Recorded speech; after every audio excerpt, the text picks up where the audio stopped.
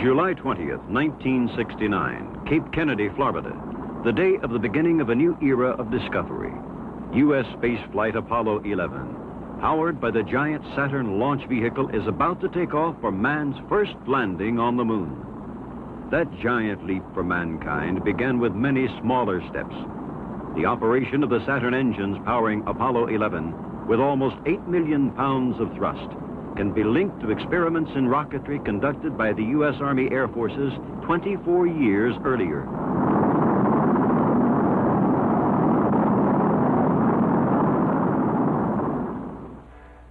In 1944, events are taking place across the Atlantic, which will have a far-reaching effect on America's space efforts. At Peenemünde, Germany, the Nazis continue to test their deadly V-2 missiles, which had brought destruction to England. But time ran out on the Third Reich. As Hitler tottered on the brink of defeat, the German rocket experts fled from the advancing Russians and sought out the protection of the U.S. Army. During their hectic escape, Wernher von Braun, the top German missile expert, is injured in an accident. But nevertheless, he and his staff reached the American forces. In an operation codenamed Paperclip, this important team of scientists and technicians is quickly transferred to Fort Bliss, Texas. By late 1945, the vast open lands at White Sands, New Mexico, close to Fort Bliss, become the main testing site for the U.S. Army missile program. As the new technology develops, the Army's White Sands Proving Ground, to be known later as White Sands Missile Range, builds facilities needed to house the complex launch and control equipment essential to the rocketry art. Army ordnance experts and the von Braun Group, most of whom become U.S. citizens, conduct missile testing programs. By assimilating the German expertise and by actual firings of the V-2, America gains its first practical experience in the operation and handling of large missiles. Here began the research that heralded all of our future space effort, both civilian and military.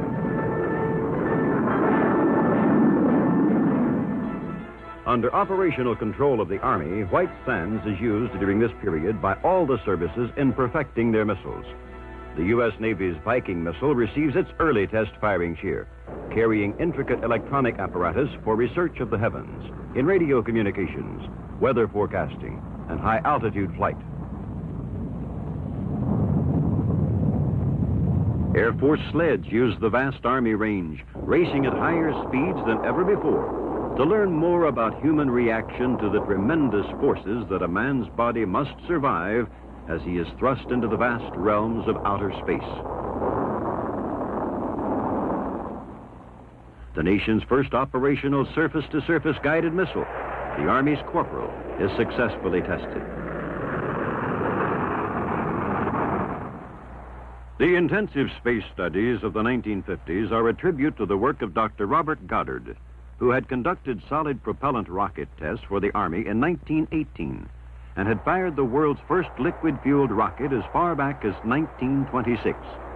Much of today's space technology evolved from the cornerstone laid by Dr. Goddard, and his contribution as a rocket pioneer is honored by the Goddard Space Flight Center in Maryland, which bears his name. In the decade following World War II, the Army almost alone pursued the advancement of rocket-propelled missiles and space vehicles. For a while, it was virtually a shoestring operation, with only token budgets from the government. Still, the Army managed to continue its research and development until, during the Korean War, additional funds become available to back the Army's effort to keep America ahead in space technology. Gradually, the new technology shapes the pattern of things to come. Tracking devices, specially designed camera, and a variety of telemetric equipment are devised under Army supervision to analyze the performance of projectiles hurled skyward.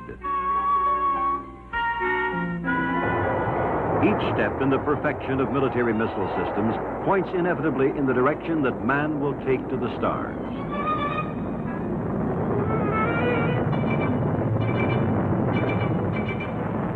On test ranges, rocket engines undergo prolonged static firings to determine their efficiency.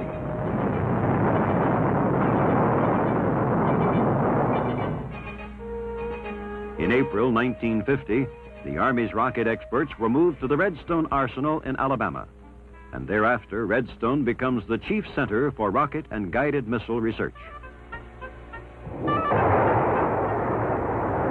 Here, named for its birthplace, there was created the powerful Redstone missile, a weapon that was to play a vital role in our steps to the moon.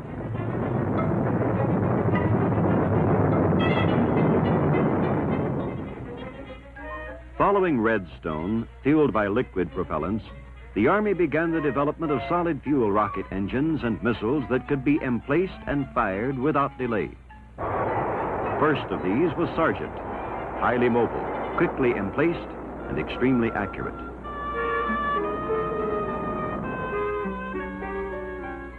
Next came Pershing, big, powerful, highly mobile, easily moved by air, range 400 miles. Later, a wheeled transporter is fitted to the Pershing 1A so that it can travel across country under its own power. But Redstone, Sergeant, and Pershing were only a part of a whole series of rocket-powered Army weapons developed by the Army Missile Command. Some, like Little John and Honest John, were simple free-flight rockets designed for artillery use in battlefield areas. Others, like Dart, were guided by wire and were directed by the gunner.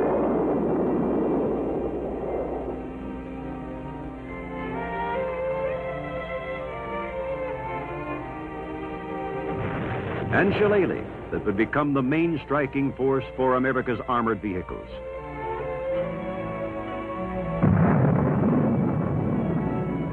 Or Dragon, the free world's first assault missile, light enough to be carried by one soldier, yet powerful enough to destroy armor and other enemy strong points.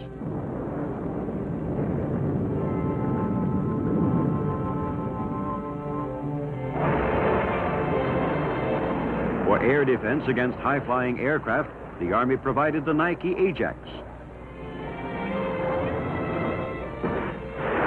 Then followed the longer-range, fast-reaction Nike Hercules.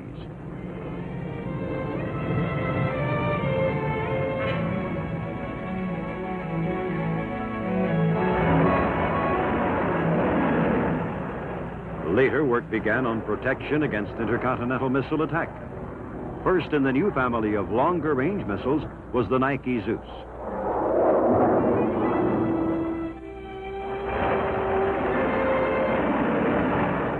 Today, Nike Zeus has become the Spartan missile.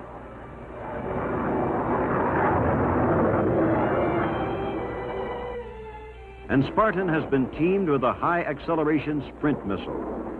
Together, these two highly accurate weapons are part of the Safeguard Ballistic Missile Defense System.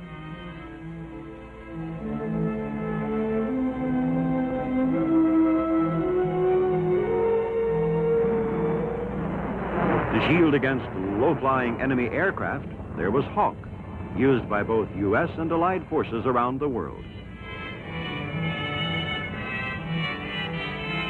And for the infantryman, Red Eye, a portable shoulder-fired guided missile designed to destroy by homing on the heat of a jet engine. But while the Army's prime objective was defense of our nation, the vast and rapidly growing fund of rocketry knowledge that the Army accumulated was to become America's foundation for the peaceful exploration of outer space. A massive output of data on rocket propulsion, performance, and control is filed away, indexed, and made available for research.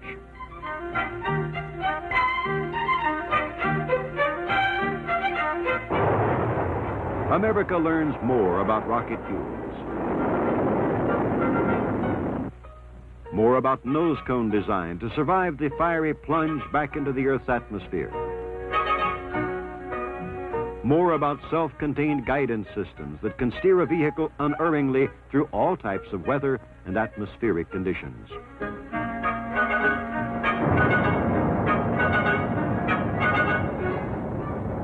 And of particular importance, more about designing engines powerful enough to lift a man-made satellite beyond the pull of gravity. This Saturn booster, first tested by the Army in 1958, was one of several dramatic accomplishments that would lead to man's first steps on the moon.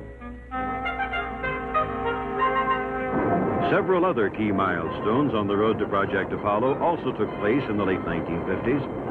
An Army Jupiter C missile is chosen to put into orbit the free world's first scientific satellite, which becomes the historic Explorer 1. Explorer 1 will radio back data on the radiation belt surrounding the Earth, knowledge indispensable to manned space flight.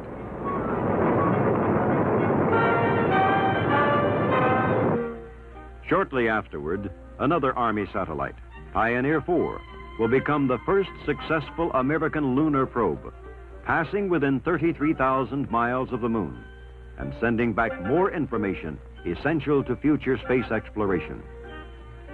In May of 1959, America achieves a historic breakthrough. A Jupiter missile launches a capsule into space containing monkeys Able and Baker.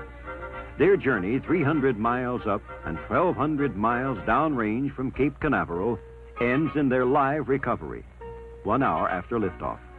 Living, breathing animals have voyaged safely into the dark regions of outer space and back again. Throughout this series of successful space launches, Army spokesmen take the lead in urging a national space program. Major General John B. Medeiros, head of the Army Ballistic Missile Agency at Redstone, and Dr. Von Braun, now Chief of Development and Operations, suggest that the country could and should begin a full-scale program of space exploration.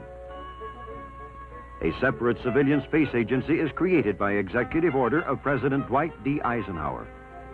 Many Army scientists involved in the early rocket studies at White Sands and Redstone move into the new organization, the National Aeronautics and Space Administration, NASA. Secretary of the Army Wilbur Brucker guides and encourages the Army's historic pioneering efforts in the exciting days at the beginning of the missile and space era. May 5th, 1961, is the start of U.S. manned space flights. Commander Alan Shepard becomes the first American in space. Secured in a capsule atop a modified Army Redstone missile, Commander Shepard is rocketed 115 miles up and 302 miles downrange from Cape Canaveral for a successful mission.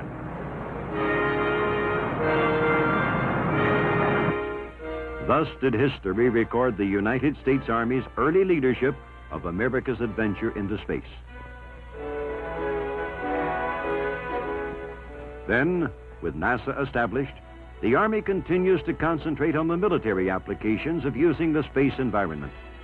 Army agencies develop new electronic communications for the growing family of missile systems. The Signal Corps moves ahead in communications research, not only in missilery, but in the gradually developing field of satellite communications for linking widely deployed troop units in the field. As far back as 1946, the Signal Corps, in Operation Diana, had bounced radar signals off the moon, demonstrating that communications through outer space were possible. In 1958, Project SCORE, the world's first orbiting communications satellite, developed at Fort Monmouth Laboratories, transmits the voice of President Eisenhower around the world, a Christmas message that literally comes from the sky. To the men, women, and children of America, and to all peoples throughout the world, a Merry Christmas and a Happy New Year.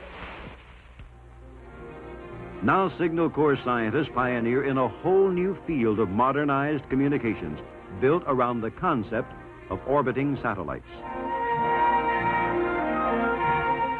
To fully explore the potentials in space communication, the U.S. Army Satellite Communications Agency is created in September 1960. In the years that follow, SATCOM develops programs for both tactical and strategic satellite communications and becomes a leading participant in the nation's space program.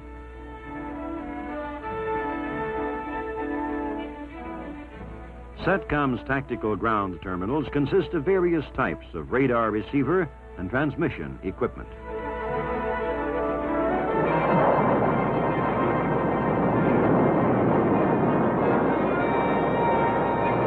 The nation's communication satellites are launched by Air Force missiles. Orbiting high above the Earth, they carry important Department of Defense messages 24 hours a day. The Army, through the Satellite Communications Agency, is responsible for providing the ground environment for the military satellite communications program. Deployed around the world, tactical satellite communications terminals can get the message through, whether the distance is across a hill or thousands of miles across an ocean. SATCOM tactical terminals were instrumental in relaying communications data via satellite for safe recovery of the astronauts on their return from space. Today, like other Army agencies, the Satellite Communications Agency continues to provide support for our country's space explorations. At its Fort Monmouth headquarters, banks of telemetric equipment monitor SATCOM's hundreds of orbiting satellites. These not only carry vast amounts of information, but provide television transmission around the world, including pictures from Apollo moon missions. Personnel skilled in communications electronics tune in on the satellite broadcasts to check the efficiency of the signal and to make certain that all satellite stations are operating. Control, this is TRICOM 85, over.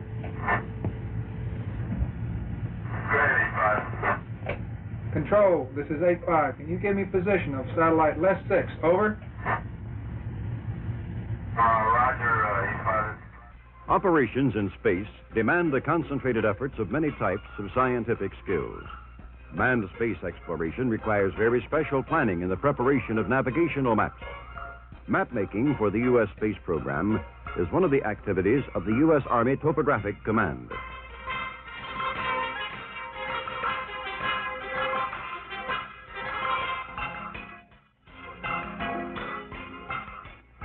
In a special Topographic Command project for NASA, Army scientists mapped the lunar surface for the early moon landings. Now they continue the increasingly important job of charting space. Working from aerial photographs taken by space satellites, pictures of the moon are projected in fragments and assembled into a large reproduction of a section of the lunar surface.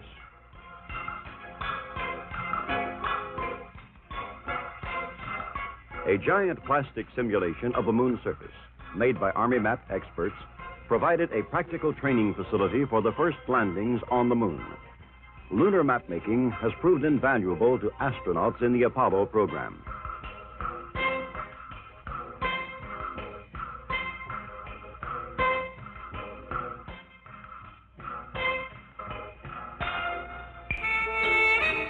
To learn more about how men and equipment will function in space, scientists and engineers have gone underwater. The weightlessness of outer space is simulated in this neutral buoyancy tank at the Marshall Space Flight Center in Alabama. Inside the tank, astronauts practice activities they will have to perform during their flights. Some of the space hardware, clothing, and foods they use are developed by Army scientists in cooperation with NASA.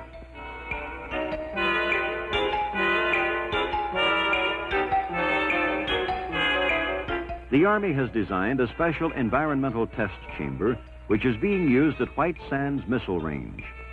The astronauts' spacesuits are tested to see how well they can withstand the extremes of heat and cold that are encountered on the surface of the moon. The panorama of space exploration and the U.S. Army's contribution to the program is dramatically on display at the Alabama Space and Rocket Center in Huntsville. Man's earliest dreams of flight are portrayed in works of art.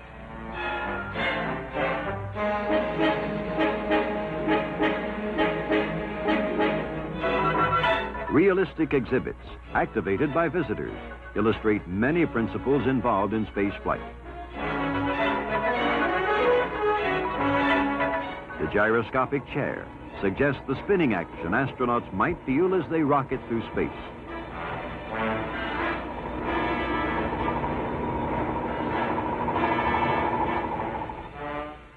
Much of the research in stabilizing and guidance systems needed for space travel was evolved from early Army missile guidance systems.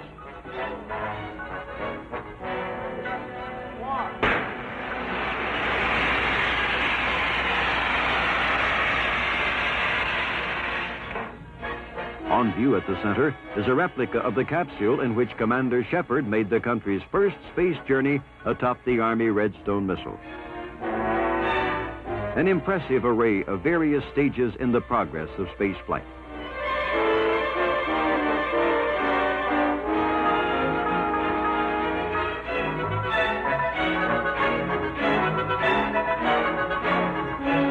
Milestones in Army development of the projectile art are vividly displayed in an outdoor exhibit. This early effort in space technology provided the nation with its first exploration in a new dimension. In devising a body of rocketry knowledge that opened a window into a new world, U.S. Army scientists laid the groundwork for the brilliant achievements of the National Aeronautics and Space Administration, which they continue to support.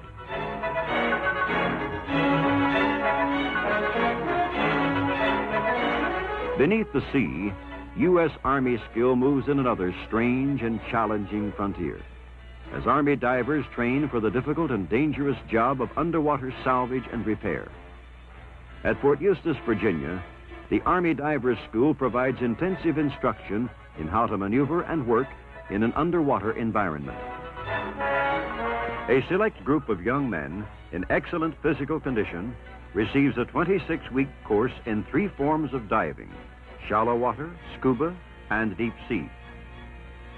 The mission of the Army diving team is to salvage sunken equipment and repair underwater facilities such as pipelines or pier supports.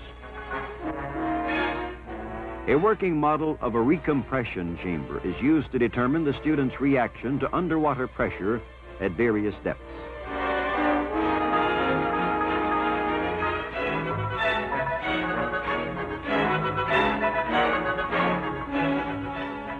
Controls on the training apparatus create pressure conditions inside the chamber similar to those the diver may encounter underwater. One, this is topside. The recompression chamber is designed essentially for treatment of divers suffering from compressed air illness, sometimes known as the bend. This is topside, 50 feet. A diver breathing compressed air beyond the depth of 35 feet is subject to this condition. Relief is provided in the chamber by simulating the pressure at the diver's original depth and then gradually reducing it. Topside, the students are okay. Over. One, this is topside. Prepare to go on up. Roger, topside, prepare to go on. Instruction in metal cutting and welding prepares the student for underwater salvage and repair operations.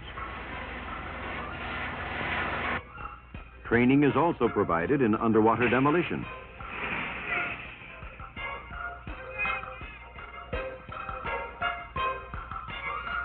Before the students are assigned tasks in actual waterways, they receive practice training in a specially designed tank.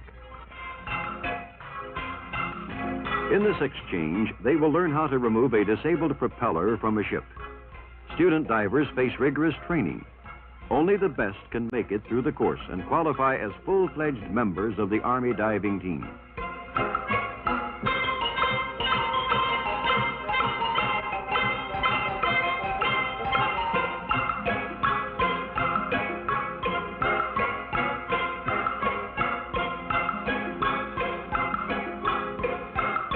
With classroom and tank training completed, the student diver gets a chance to put it all into practice in actual underwater problems. Home base is the Army Diver School training barge. A student descends to make an underwater survey. Materials have been placed at the bottom of the water near the barge. The student diver must report to his instructor exactly what he sees below and make an appraisal of the salvage or maintenance problem. Analyze the situation down there and tell me just what the bottom condition is. And when you get onto the steel pipe, I want you to go out and check it out and tell me exactly what you're going to need in order to do this job. Over. All right, topside. Army divers are responsible for clearance and maintenance of inland waterways and harbors used by our military units around the world. The first salvage diving school was formed at Fort Scrivens, Georgia in 1943. to furnish divers for port construction units in World War II. From Antwerp to Naples, from Port Moresby to Manila Bay, Army divers went below the sea to make certain that the waters were clear for navigation. Following World War II, the Salvage Diving School was transferred to Fort Eustis. In the Korean War, another urgent need for divers to clear the ports of entry drew on the skills of graduates from the Fort Eustis Training Facility. The Army divers' mission in Vietnam salvaged millions of dollars worth of equipment, kept underwater pipelines in repair, helped build docks, and secured the harbor environment for safe passage of transport and supply vessels. A major test of Army diver training was participation of members of the Army diving team in Operation Tektite II off the Virgin Islands in 1970. The purpose of the program was to test man's ability to survive and work beneath the sea for long periods of time. Army divers brought supplies down to the aquanauts and provided for underwater safety. Should an aquanaut's breathing apparatus become fouled, an accident occur in their underseas quarters, or shark or barracuda threaten, the divers would be immediately available for rescue operations. Whether the effort is deep beneath the sea or in the farthest reaches of outer space, it is supported by the highly skilled and inventive scientific team of the United States Army, an army constantly in search of new horizons for the advancement of our nation.